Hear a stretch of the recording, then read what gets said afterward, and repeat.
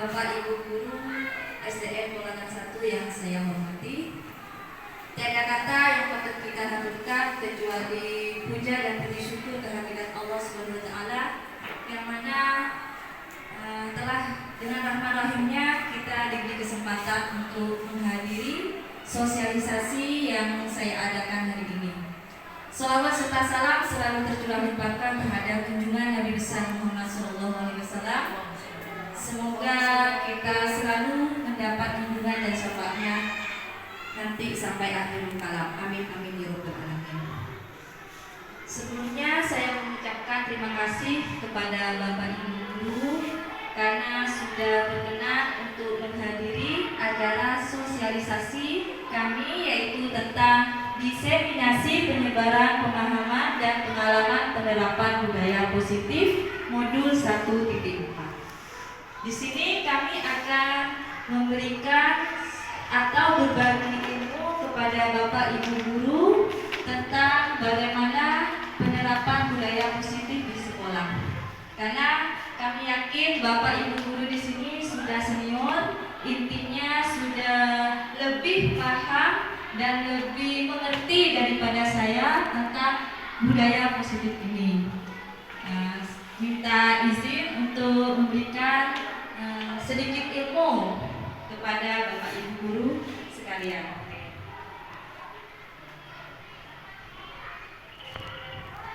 Konsep utama budaya positif yang pertama yaitu perubahan paradigma belajar.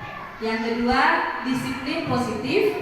Yang ketiga, kebutuhan dasar manusia. Yang keempat, motivasi perilaku manusia. Yang kelima, posisi kontrol restitusi, keyakinan kelas, dan selanjutnya segitiga restitusi.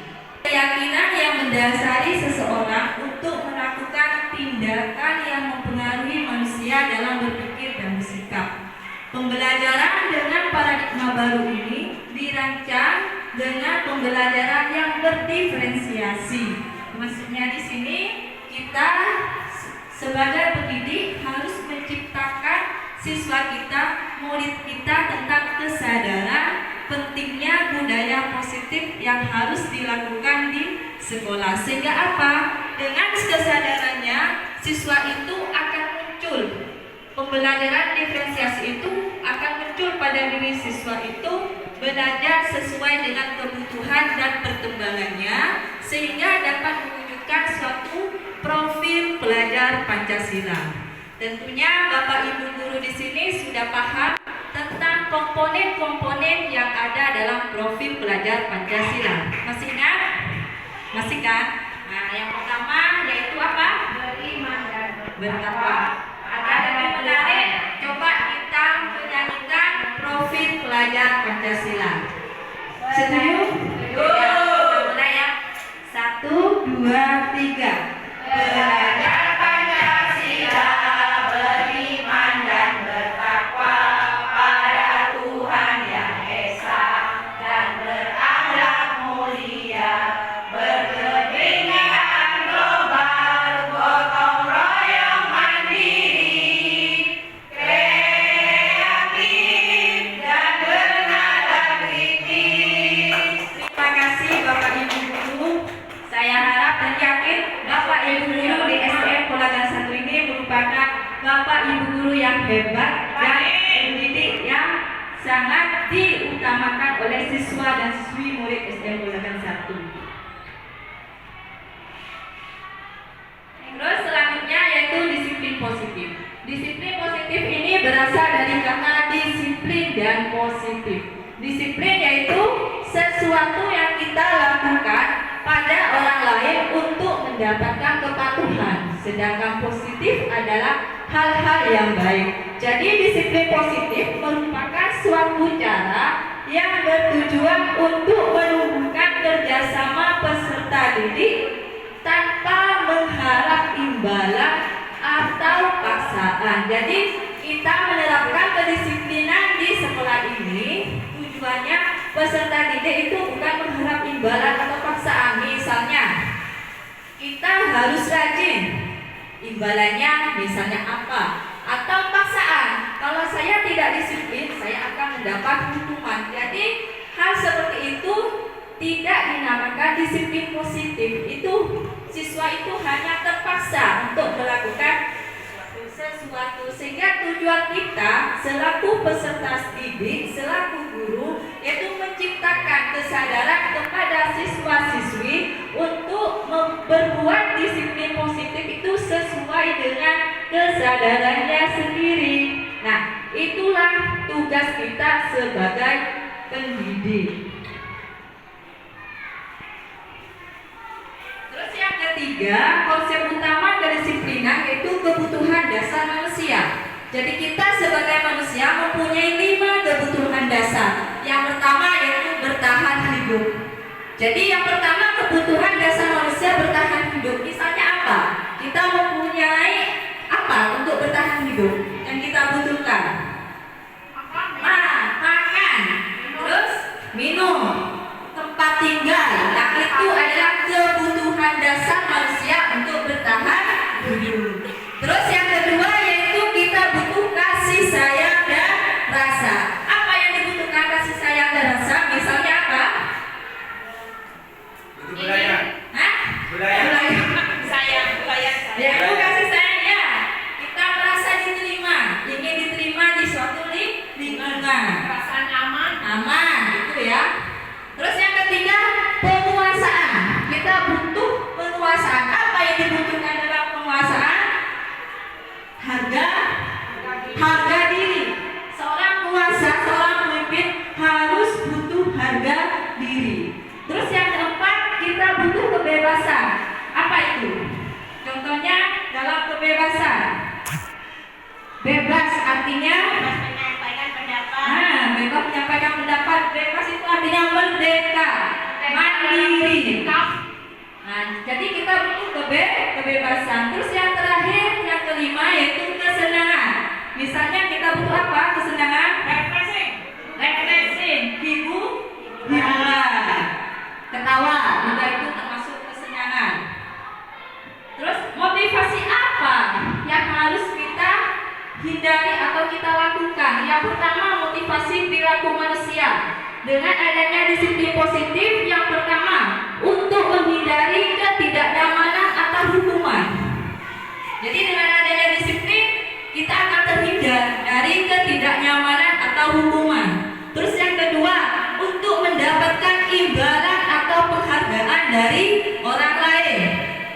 Terus yang ketiga, untuk menjadi orang yang mereka inginkan dan menghargai diri sendiri dengan nilai yang mereka percaya. Nah, selanjutnya, kedisiplinan, disiplin budaya positif itu ada 2. Ada konsep disiplin dengan identitas gagal dan ada konsep disiplin dengan identitas sukses. Jadi apabila kita seorang guru atau seorang pendidik melakukan kedisiplinan dengan menggunakan pendekatan hukuman atau penghargaan, maka hal tersebut dinamakan konsep disiplin dengan identitas gagal. Mengapa demikian? Karena apabila kita melakukan hukuman pada suatu murid, misalnya murid tersebut melanggar suatu aturan tidak mengerjakan PR, kemudian kita beri hukuman. Contohnya, kamu nggak mengerjakan PR, maju ke depan, keluar kelas, lari lapangan 3 kali misalnya, maka akan mengakibatkan apa kepada murid? Yang pertama yaitu menyakitkan. Murid akan merasa sakit, jengkel. Terus yang malu. Yang kedua tidak nyaman. Terus yang ketiga, akhirnya karena merasa dihukum, murid akan menjadi takut. Dan akibatnya akan timbul memaksa. Dia melakukan kedisiplinan karena terpaksa, bukan kesadarannya sendiri. Sehingga apa? Apabila murid melakukan kesalahan, murid menyembunyikan kesalahannya, takut kena hukuman. Dan terakhir, murid akan menjadi rendah diri. Kenapa? Karena sering dihukum oleh gurunya. Nah, ini dinamakan konsep disiplin dengan identitas gagal. Memang menurut kita guru, kalau murid dihukum, murid akan jerah. Tapi nyatanya tidak. Ini yang akan menimbulkan dan akan menjadi kerusakan mental atau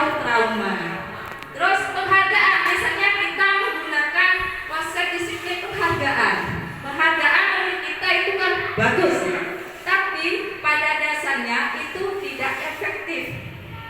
Terus yang kedua, akan merusak hubungan, mematikan kreativitas, karena mereka cuma mengharap penghargaan, imbalan, bukan kesadaran diri. Sehingga apa?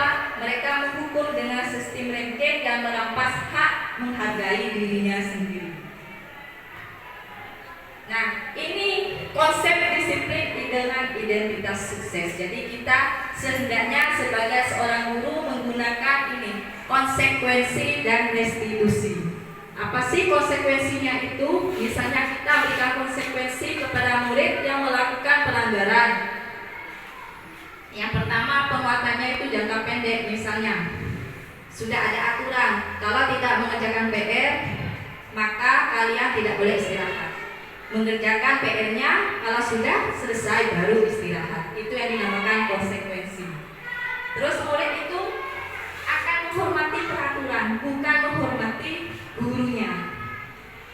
Dia akan mengerjakan apa yang disuruh gurunya, tidak istirahat mengerjakan PR, tapi dia menggerutu di dalam hatinya. Terpaksa akhirnya apa? Dia tidak menghormati guru, tetapi hanya menghormati peraturan. Terus yang sebaiknya kita lakukan, jadi konsekuensinya itu masih belum bagus untuk kita terapkan sebagai pendidik. Jadi setidaknya kita menggunakan pendekatan restitusi. Kenapa? Karena murid bertanggung jawab atas perilakunya. Apa sih restitusi itu? Restitusi itu yaitu suatu pembahasan masalah, bukan mencari kesalahan murid, tapi kita bersama-sama untuk memecahkan, mencari solusinya bagaimana murid itu tidak melakukan kesalahan. Murid menjadi takut, ya. Guru marah dan murid menjadi takut. Takutnya kenapa? Karena sudah dihukum. Gurunya marah, kenapa? Karena murid sudah tidak mengerjakan tugas. Apabila kita menggunakan konsekuensi dalam memecahkan masalah murid, guru yang selanjutnya yaitu posisi kontrol. Jadi seorang pendidik mempunyai posisi kontrol untuk menerapkan budaya positif. Posisi kontrol yang pertama yaitu apabila kita sudah menggunakan penghukum. Artinya, contohnya penghukum, misalnya kamu ini terlambat terus, kapan sih kamu nggak terlambat? Nah, itu arti membentak-bentak murid. Akhirnya apa? Murid menjadi takut. Terus yang kedua, posisi kontrol seorang guru misalnya membuat rasa bersalah kepada murid. Jadi biasanya kalau seorang guru itu menggunakan posisi kontrol membuat rasa bersalah, dia akan menggunakan nada pelan, halus tapi mengena. Misalnya, kamu ini si B, kok telat terus? Ibu kecewa loh pada kamu. Apa kamu gak kasihan sama ibu? Ibu selalu ditegur oleh kepala sekolah. Apabila kita menggunakan posisi ini, maka murid akan merasa bersalah. Terus apabila kita menggunakan posisi kontrol yang ketiga yaitu sebagai teman, kita menganggap murid kita itu teman. Misalnya tadi muridnya bersalah tidak mengerjakan PR. Ayo dong, kerjakan. Masa kamu gak bisa? Coba aja, kamu pasti bisa kok. Ibu yakin kamu pasti bisa. Nah, posisi kontrol sebagai teman, murid itu akan merasa tergantung kepada guru itu dan hanya menghormati satu guru itu saja. Tapi pada guru yang lain, murid itu akan merasa cuek kalau kita menggunakan posisi kontrol sebagai teman. Terus apabila kita selaku guru menggunakan posisi kontrol sebagai pemantau, misalnya ada murid yang terlambat, kita menggunakan posisi kontrol pemantau. Contohnya, David, sekarang jam berapa? Jam 7.15. Terus sekolah kita masuk jam berapa, nak? Jam 7, Bu. Terus David, telat ya? Iya Bu, kurang 15 menit. Terus kalau telat gimana? Ya, David tidak akan mengikuti pelajaran. Nah, itu kalau guru menggunakan posisi kontrol. Jadi siswanya itu sendiri yang akan menjawab kesalahannya. Terus yang terakhir, apabila kita menggunakan posisi kontrol sebagai manajer. Nah, yang diharapkan guru itu harus menggunakan posisi kontrol sebagai manajer, yaitu dia memberikan arahan kepada murid. Misalnya, kalau kamu telat, berarti kamu itu melanggar keyakinan sekolah atau kelas. Melanggar keyakinan apa yang kamu langgar? Kedisiplinan.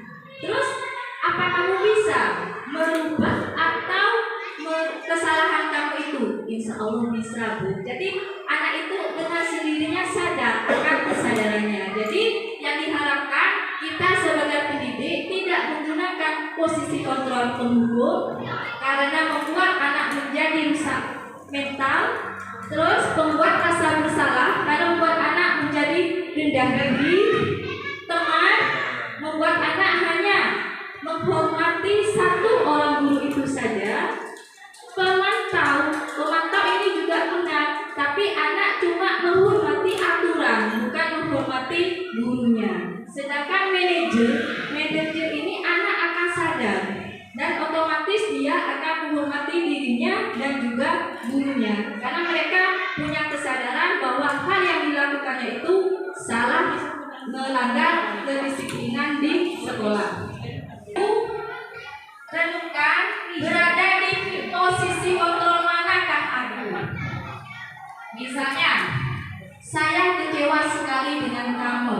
Nah, ini di posisi kontrol apa? Pemantau, teman, pembuat rasa bersalah, penghukum, atau manajer? Siapa yang bisa ini? Coba. Ya betul, pembuat rasa bersalah. Ya, jadi dengan kita ngomong seperti itu pada murid akan merasa bersalah. Coba lagi ya. Berada di posisi kontrol apakah aku? Kamu tidak benar-benar melakukannya. Teman, penghukum, rasa bersalah, pemantau atau manajer? Kamu tidak benar-benar melakukannya. Langsung hari ini. Hah? Pemantau. Penghukum, ya. Langsung menghakimi murid. Ya, kita tidak boleh langsung membuat murid itu apa? Merasa bersalah langsung, tidak boleh ya. Terus yang ketiga, berada di manakah posisi kontrol aku? Apa rencana untuk menyelesaikan masalah ini? Apa yuk? Apakah pemantau, teman, bersalah atau manajer? Manajer.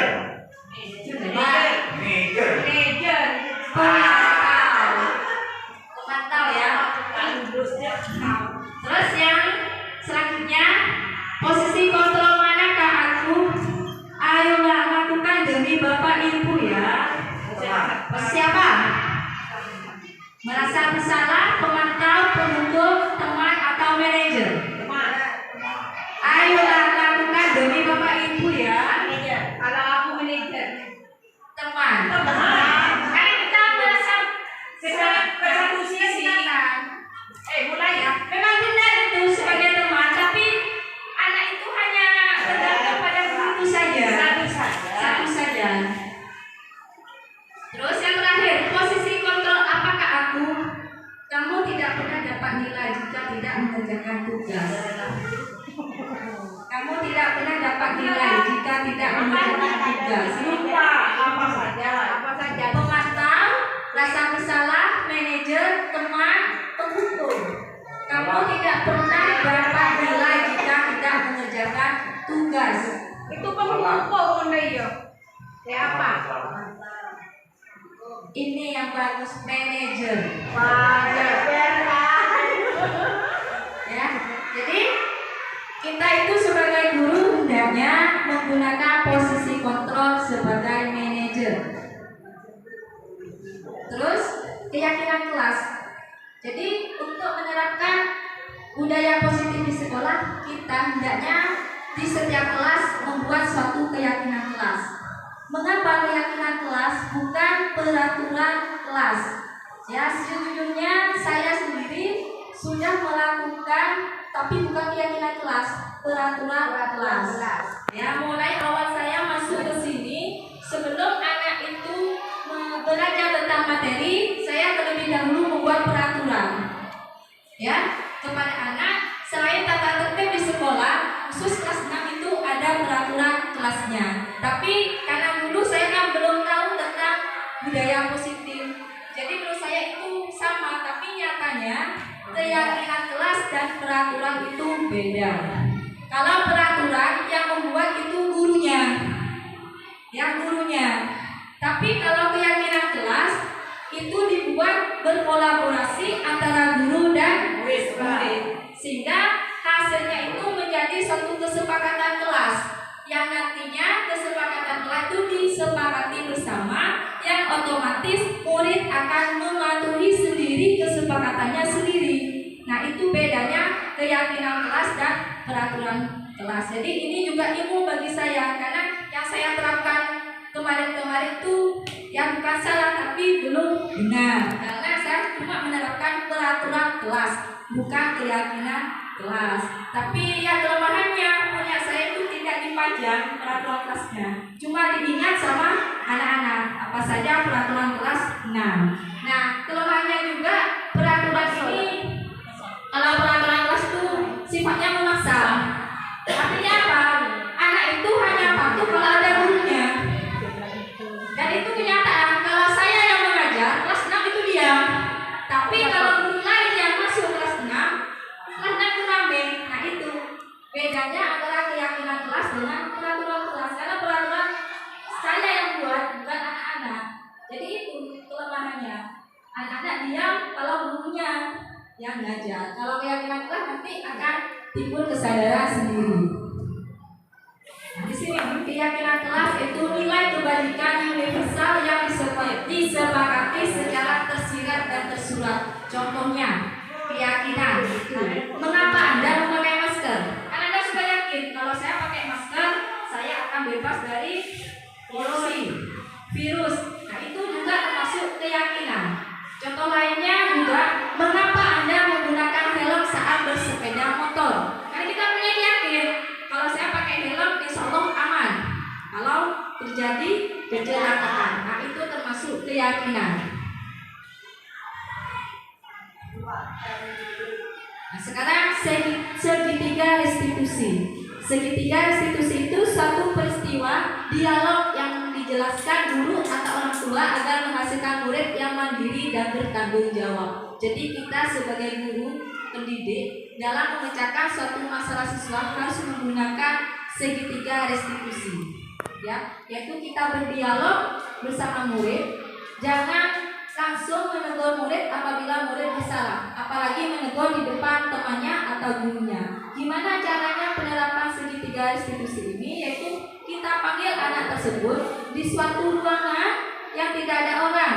Misalnya pada jam istirahat kita panggil anak itu di kelas. Kalau otomatis di kelas itu anak-anak sudah istirahat semua, baru kita akan memecahkan masalah yang telah dilakukan oleh anak tersebut. Dalam segitiga restitusi itu, yaitu ada yang pertama harus menstabilkan identitas. Yang kedua, validasi tindakan salah. Terus yang ketiga, menanyakan keyakinan kepada murid. Sini saya punya contoh. Nanti ya. Restitusi bukan untuk menebus kesalahan. Restitusi adalah sebuah tawaran dan bukan paksaan. Restitusi fokus pada solusi dan dapat mengembalikan murid yang berbuat salah pada kelompoknya. Jadi restitusi itu, dalam restitusi guru itu bukan mencari kesalahan murid, tapi bersama-sama murid mencari solusi apa yang telah terjadi.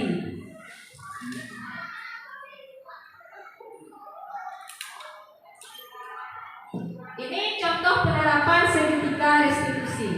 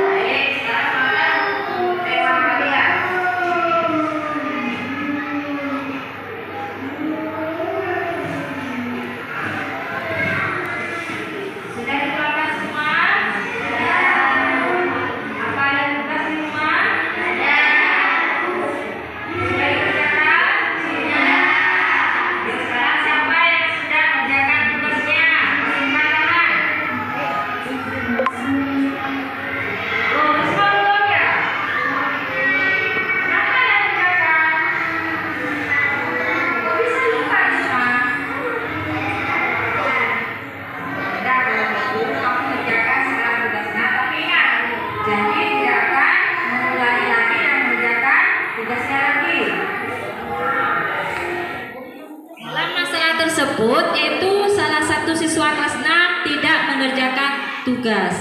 Jadi masalahnya tidak pernah mengerjakan tugas. Terus apa yang harus dilakukan oleh seorang guru? Yaitu guru tidak langsung memberikan hukuman kepada anak tersebut, tapi kita harus memanggil siswa tersebut.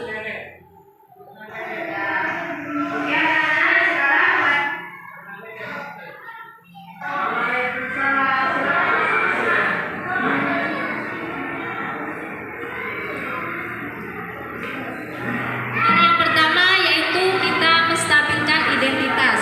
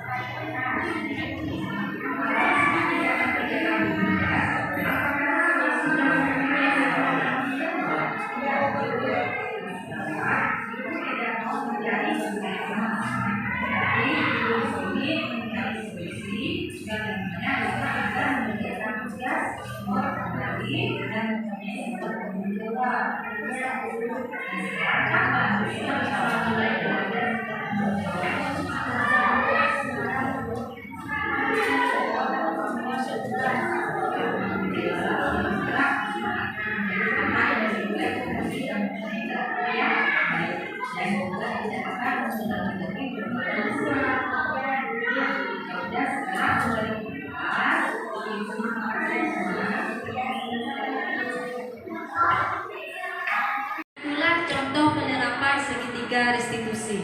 Jadi kita dalam penerapan program disiplin positif hendaknya guru memiliki standar kepribadian profesional dan sosial yang baik, di mana guru mampu merefleksikan dirinya dalam posisi kontrol saat ini. Yaitu kita sebagai guru, sebagai pendidik harus menjadi among. Among itu apa? Yaitu manajer. Tugasnya manajer itu apa? Yaitu menuntun, memberikan arahan kepada murid-muridnya menjadi insan yang mandiri, merdeka, dan bertanggung jawab. Jadi kita itu harus memberikan pembelajaran yang berpihak atau berpusat pada murid. Jadi guru itu hanya sebagai fasilitator. Jadi tugasnya hanya menuntun apa yang ada, bakat dan minat yang ada dalam murid. Tugasnya guru hanya menuntun dan mengarahkan bagaimana bakat dan minat murid itu berkembang dengan baik sesuai dengan kodrat yang ada pada dirinya dan juga sesuai dengan kodrat zamannya. Nah, sekian presentasi yang saya sampaikan pada sosialisasi hari ini. Semoga apa yang saya sampaikan dapat menambah ilmu dan barokah bagi kita semua, dan saya harap Bapak Ibu guru membuat keyakinan kelas bukan peraturan kelas. Jadi keyakinan kelas itu dibuat berkolaborasi antara siswa dengan murid, siswa dengan guru. Salam dan bahagia, guru bergerak Indonesia maju. Sekian, terima kasih. Wassalamualaikum warahmatullahi wabarakatuh.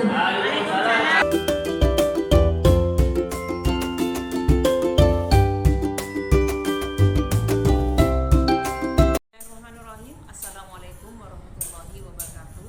Perkenalkan, nama saya Trisilawati Hairani, Kepala Sekolah SDN Polagan 1, Kecamatan Galis, Kabupaten Pamekasan. Kebetulan di sekolah kami ada salah satu guru yang terekrut di sekolah penggerak Ibu Yulis Rizky Aisyah SPD.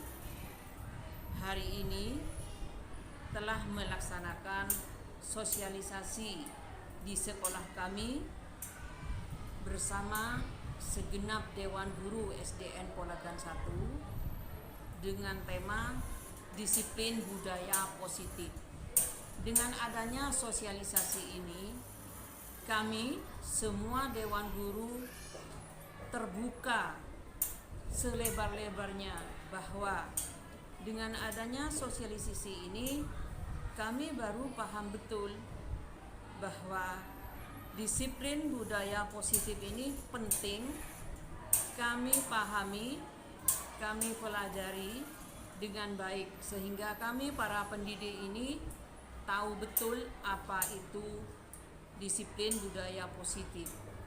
Harapannya setelah sosialisasi ini kami para Dewan Guru, para pendidik di SDN Polagan 1 ini mampu mengapresiasi, melaksanakan dalam kehidupan sehari-hari di SDN Polagan 1. Harapannya setelah kami mengikuti sosialisasi disiplin budaya positif ini, yang pertama kami mampu mengapresiasi apa yang telah disampaikan oleh Ibu Yulis Rizky Aisyah SPD ini di sekolah kami. Ternyata selama ini apa yang kami laksanakan seperti memberi hukuman atau memberi reward kepada anak-anak bukanlah salah satu solusi atau penghargaan kepada anak didik kami. Terkadang hal itu malah justru bukan sifatnya mendidik. Nah, dengan adanya sosialisasi ini kami sudah tahu apa yang akan kami laksanakan nanti apabila kami menemui hal-hal seperti itu. Mudah-mudahan Ibu Yulis Rizky Aisyah ini dalam mengikuti sekolah guru penggerak ini mampu melaksanakan semua tugas-tugasnya dengan baik sampai selesai nanti, dan pastinya bisa mengedukasi, bisa menjadi influencer untuk teman-teman guru-guru pendidik yang lain, bisa ikut juga ke sekolah, ke guru penggerak ini. Terima kasih. Assalamualaikum warahmatullahi wabarakatuh. Nama saya Ibu Nurhayati sebagai guru di SDN Polagan 1. Saya sebelum mengikuti sosialisasi budaya disiplin positif, saya selalu memberikan hukuman kepada anak yang mempunyai masalah atau melanggar peraturan kelas. Ternyata setelah saya mengikuti sosialisasi disiplin budaya positif, itu kurang baik karena bisa membuat mental anak itu jadi drop. Sebaiknya saya menggunakan hijau. Dan harapan saya ke depannya di sekolah kami ini lebih baik lagi dengan adanya sosialisasi disiplin kontrol positif ini. Yang terima kasih dari saya. Assalamualaikum warahmatullahi wabarakatuh. Assalamualaikum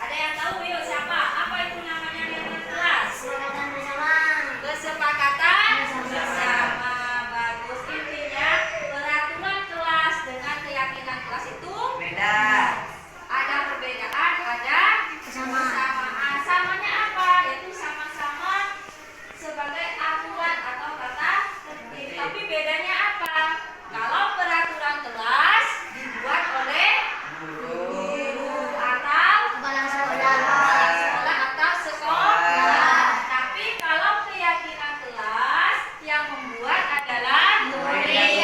Bagus sekali, murid dan guru. Jadi intinya kita berkolaborasi membuat yang namanya keyakinan kelas. Kemudian dari keyakinan kelas itu dijadikan suatu kesepakatan bersama. Disepakati bersama.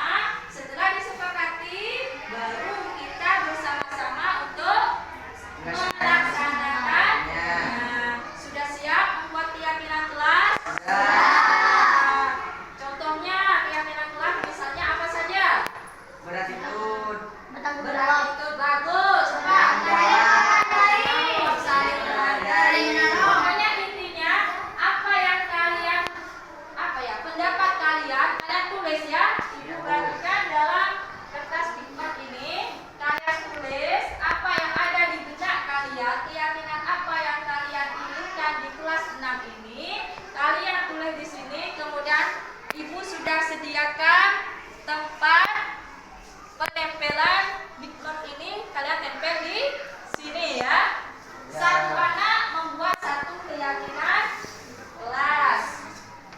Ibu kasih satu-satu ya.